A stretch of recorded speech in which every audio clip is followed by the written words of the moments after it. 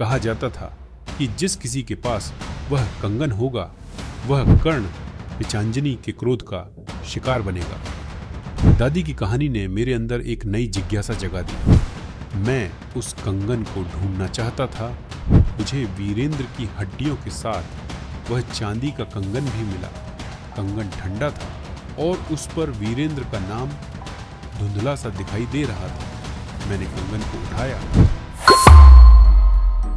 अमरपुरी, मेरी जन्मभूमि, एक ऐसा गांव था जहां समय मानो ठहर सा गया था। हरे भरे खेत, मिट्टी के घर और शांत जीवन। लेकिन हर साल कर्ण छेदन की रात यह शांति भयानक भय में बदल जाती थी। मैं आदित्य उस गांव का एक साधारण लड़का था, लेकिन कर्ण पिचांजनी की कहानियों ने मेरे बचपन से ही मेरे मन में एक गहरी छाप छोड़ी थी। बाबा रामदीन की सुनाई हुई कहानियां, विजय का पागलपन, ये सब मेरे दिमाग में घूमता रहता था। एक रात जब मैं अपनी दादी के पास बैठा था, उन्होंने मुझे एक और कहानी सुनाई। आदित्य, उन्होंने धीमी आवाज में कहा, कर्ण पिचांजनी सिर्फ एक आत्मा नहीं है, यह एक शाप है, एक ऐसी विरासत जो पीढ़ी दर पीढ़ी चलती है। मधुबाला का क्रोध सिर्फ एक शुरुआत थी। उसकी पीड़ा, उसके अन्याय का बोझ समय के साथ बढ़ता गया है। दादी ने बताया कि मधुबाला की सिर्फ आत्मा ही नहीं, उसकी एक शापित वस्तु भी थी, एक चांदी का कंगन जिस पर उसके पति वीरेंद्र का नाम खुदा हुआ था। कहा जाता था कि जिस किसी के पास वह कंगन होगा वह कर्ण पिचांजनी के क्रोध का शिकार बनेगा। दादी की कहानी ने मेरे अंदर एक नई जिज्ञासा जगा दी। मैं उस कंगन को ढूंढना चाहता था, यह जानने के लिए कि क्या वास्तव में उसमें इतनी शक्ति है। मैंने बाबा रामदीन से इस बारे में बात की। उन्होंने मुझे बताया कि कंगन वीरेंद्र के युद्ध में मारे जाने के बाद उसके साथ ही दफना दिया गया था। वीरेंद्र का मकबरा गांव के बाहर एक पुराने श्मशान घाट में था।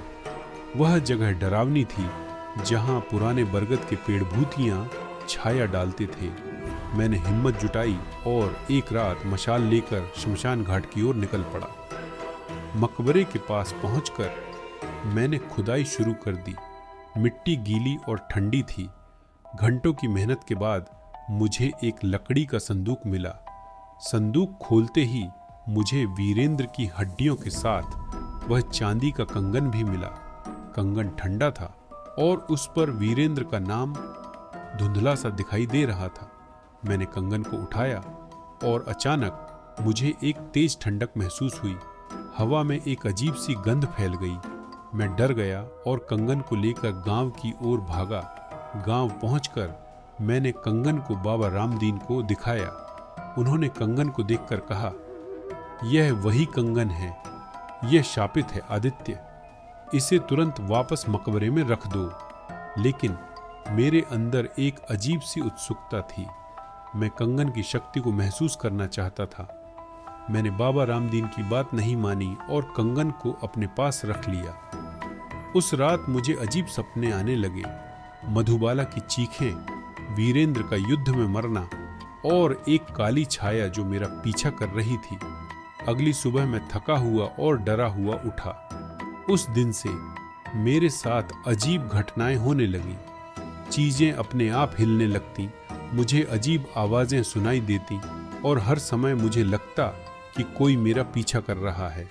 गांव वाले मुझे पागल समझने लगे। कर्ण छेदन का दिन नजदीक आ रहा था और मेरे अंदर का डर बढ़ता जा रहा था। मुझे पता था कि कर्ण पिचांजनी मुझे नहीं छोड़ेगी। कर्ण छेदन की रात मैंने फैसला किया कि मैं मधुबाला के मंदिर में जाकर कंगन को वहीं छोड़ दूंगा। शायद इससे शाप खत्म हो जाए। मंदिर में पहुंचकर मैंने मधुबाला की मूर्ति के सामने कंगन रखा।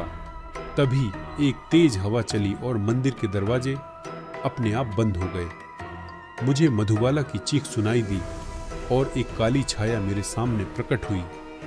वह कर्ण पिचांजनी थी। उसकी आंखें लाल थीं और उसका चेहरा क्रोध से भरा हुआ था। तुमने मेरी वस्तु चुराई है, उसने चीखते हुए कहा। अब तुम मेरी पीड़ा का अनुभव करोगे। उसने मुझ पर हमला किया और मैं डर से पीछे हट गया। मैंने कंगन को उठाया और उसे मधुबाला की मूर्ति पर फेंक दिया। यह लो तुम्हारा कंगन, मैंने चिल्लाते हुए कहा। मुझे माफ कर दो। कंगन मूर्ति से टकराया और एक तेज रोशनी निकली। कर्ण पिचांजनी की चीख गूंजी और वह छाया गायब हो गई। मंदिर में शांति छा गई। अगली सुबह गांव वालों ने मंदिर के दरवाजे खोले। उन्होंने मुझे बेहोश पाया। जब मैंने उन्हें सब कुछ बताया तो उन्होंने मेरी बात पर विश्वास किया। उन्होंने वीरेंद्र के मकबरे से कंगन को निकालकर उसे मधुबाला के मंदिर में स्थापित कर दिया। उस दिन से गांव में शांति लौट आई। कर्ण छेदन की रात भी अब कोई डर नहीं था। मधुबाला की आत्मा को शांति मिल गई थी। मैंने महसूस किया कि शाप सिर्फ एक वस्तु में नहीं बल्कि हमारे अंदर के डर और अन्याय में भी होता है। जब तक हम अपने डर का सामना नहीं करते और अन्याय के खिलाफ नहीं लड़ते, तब तक शाप हमें परेशान करते रहेंगे। मैंने गांव वालों के साथ मिलकर मधुबाला के मंदिर की देखभाल की। हमने एक पुस्तकालय बनाया जहां गांव के बच्चे पढ़ सकते थे। हमने महिलाओं के लिए एक केंद्र भी खोला जहां वह अपने अधिकारों के बारे में जान सकती थी। अमरपुरी अब एक नया गांव बन गया था जहां डर नहीं बल्कि उम्मीद और शांति थी।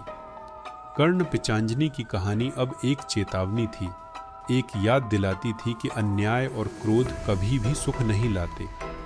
कई वर्ष बीत गए। मैं बड़ा हो गया और मैंने अमरपुरी के विकास में अपना योगदान दिया। एक दिन मुझे एक बूढ़ी महिला मिली जो मधुबाला के वंशज होने का दावा कर रही थी। उसने मुझे एक पुराना पत्र दिखाया जिसमें मधुबाला ने अपनी कहानी लिखी थी। पत्र में मधुबाला ने लिखा था कि वह वीरेंद्र की मृत्यु से दुखी थी, लेकिन उसने कभी भी किसी को शाप नहीं दिया। उसका क्रोध सिर्फ उसके दुख की अभिव्यक्ति थी।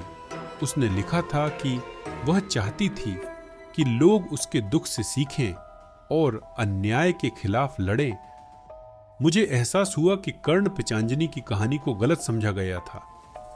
यह शाप नहीं बल्कि एक चेतावनी थी।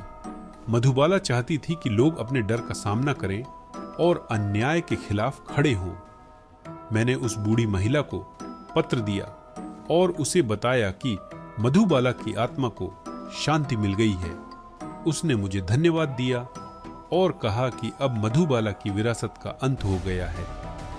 अमरपुरी में कर्ण पिचांजनी की कहानी अब एक प्रेरणा बन गई थी। यह एक याद दिलाती थी कि हम अपने डर का सामना कर सकते हैं और अन्याय के खिलाफ लड़ सकते हैं, और अंत में शांति और न्याय ही सबसे महत्वपूर्ण है।